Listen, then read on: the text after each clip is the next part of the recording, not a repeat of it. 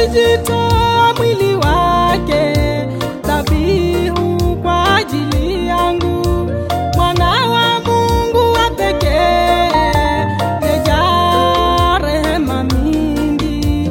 Alijitoa mwili wake dhabihu kwa ajili yangu, mwana wa Mungu wa pekee, yejaa rehema mingi. Ni nani wa kulinganishwa? Ni nani wa kufananishwa?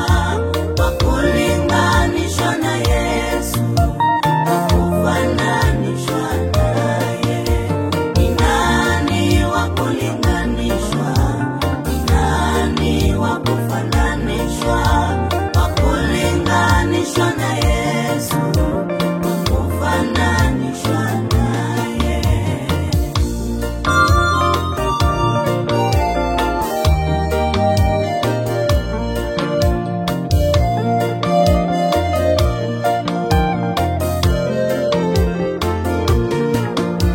Ni nani aliye na jina takatifu kama la Yesu?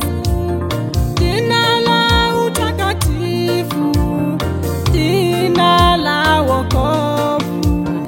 Sisi sote tulikuwa wenye dhambi mbele za Mungu, lakini kwa damu ya Yesu tulihesabiwa haki. Ni nani wa kulinganishwa? Ni nani wa kufananishwa? Wa kulinganishwa na Yesu, wa kufananishwa naye. Ni nani wa kulinganishwa? Ni nani wa kufananishwa? Wa kulinganishwa na Yesu, wa kufananishwa naye.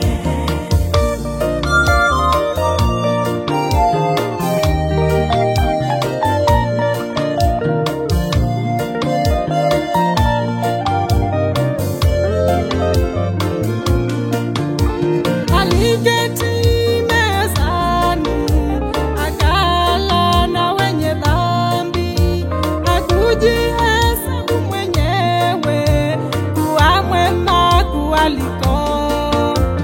Alifunga siku 40 asile wala kunywa, ndiposa akayatie mambo ya rohoni nguvu. Ni nani wa kulinganishwa? Ni nani wa kufananishwa? Wa kulinganishwa na Yesu, wa kufananishwa naye. Ni nani wa kulinganishwa?